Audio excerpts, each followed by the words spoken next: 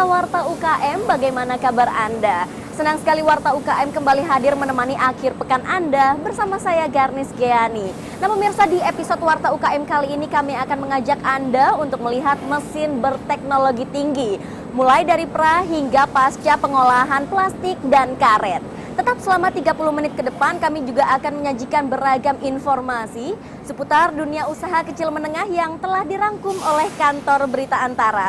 Dan pemirsa, inilah Warta UKM selengkapnya.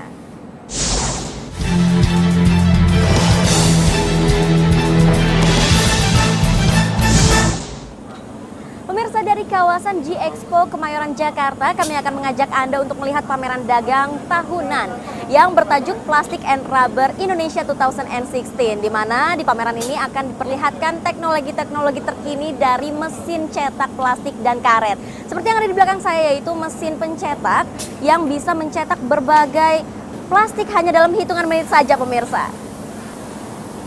Namun pemirsa, sebelum kita lanjut untuk membahas teknologi tersebut, kami akan mengajak Anda untuk menyaksikan informasi seputar perkembangan dunia usaha kecil menengah yang mungkin dapat dijadikan inspirasi bagi usaha Anda. Ini dia informasinya.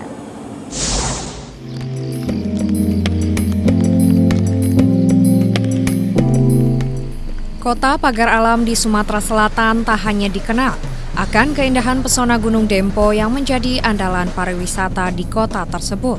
Namun, kota dataran tertinggi di Sumsel ini juga dikenal sebagai penghasil komoditi ekspor teh yang memiliki rasa unik serta aroma yang khas atau lebih dikenal dengan nama teh ortodok sejak tahun 1929.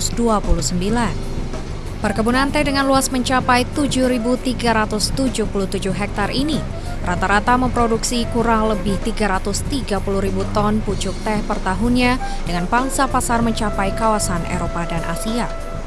Saat ini, kapasitas terpasang pabrik mencapai 40.000 kg pucuk teh per hari atau sekitar 11.000 kg teh kering per harinya. Untuk mendukung usaha peningkatan produksi maupun pemasaran, PT PN 7 melakukan berbagai upaya dengan menghasilkan 16 jenis teh dengan kualitas yang berbeda satu dengan lainnya. Di mana selama ini, teh Gunung Dempo pada umumnya hanya dijadikan blending komponen dan bahkan hanya jadi filler produk teh yang dijual dengan merek lain sehingga tak pernah dikenal publik.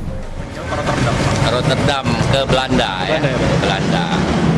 Jadi kalau PT PN 7 seperti di sini kita menjualnya itu bersama dengan PT PN yang lain di PT KPBN ya, di KPB di Jakarta. Guna meningkatkan penjualan teh tersebut, PT PN 7 pun terus berupaya menyediakan 13 ton teh per bulan untuk memenuhi kebutuhan pasaran Eropa dan Asia. Dengan keberadaan PT PN 7 sejak tahun 1996, diharapkan tidak saja dapat menambah pendapatan asli daerah, tetapi juga termasuk penambah daya tarik Gunung Dempo sebagai daerah tujuan wisata Sumsel. Dari Pagar Alam, Sumatera Selatan, Evan Ervani, Kantor Berita Antara melaporkan.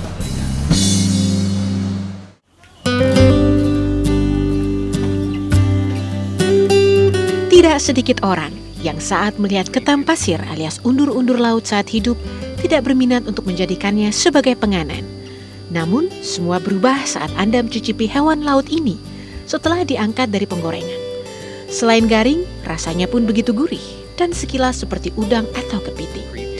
Namun berbeda dengan kepiting atau udang, semua bagian undur-undur bisa dimakan tanpa dikupas.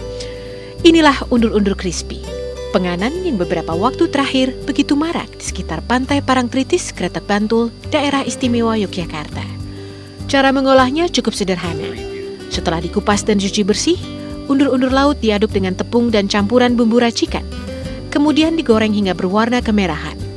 Selain rasanya yang gurih, undur-undur laut memiliki kandungan gizi yang cukup tinggi, selain juga mineral, protein, dan omega 3 yang sangat tinggi. Bikin kayak gini tak jarang yang jualan. Nah, apalagi bisa mencukupi kebutuhan sehari-hari. Bikin rasanya itu hampir seperti udang ya, sama-sama crispy-nya dan ada ciri khasnya gitu lah, dagingnya lembut itu di dalamnya dan rasanya seperti udang persis, cuma ini harganya lebih murah, kalau udang kan mahal ya.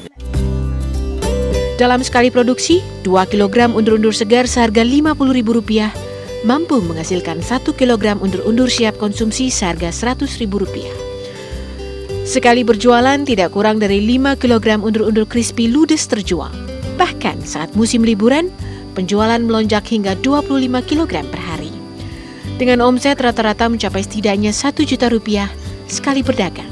Dan kini tidak sedikit pedagang yang menyediakan paket ekonomis seharga Rp4.000 per kemasan. Sehingga pengunjung Pantai Parangtritis banyak yang menjadikannya sebagai oleh-oleh. Dari Bantul Daerah Istimewa Yogyakarta, Victorianus, Kantor Berita Antara, mewartakan.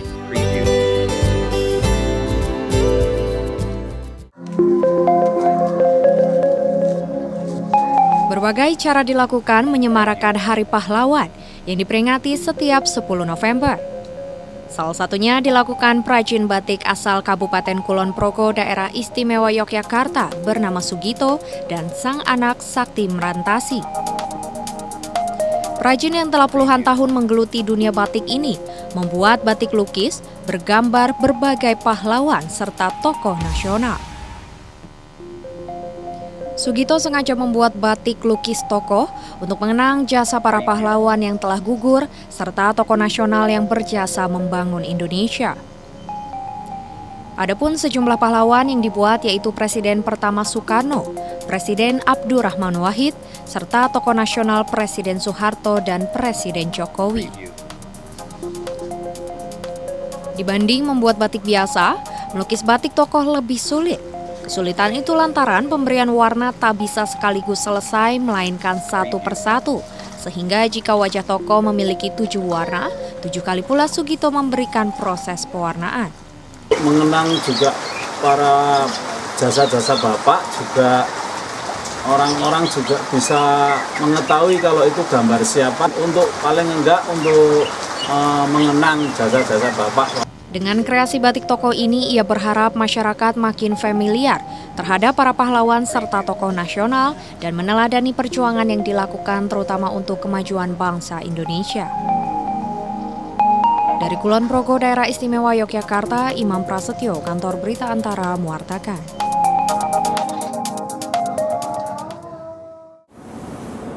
Koran bekas hingga tulang sapi dapat dimanfaatkan kembali dan diubah menjadi barang bernilai jual tinggi. Informasi selengkapnya akan hadir usai jeda berikut, jadi tetaplah di Warta UKM.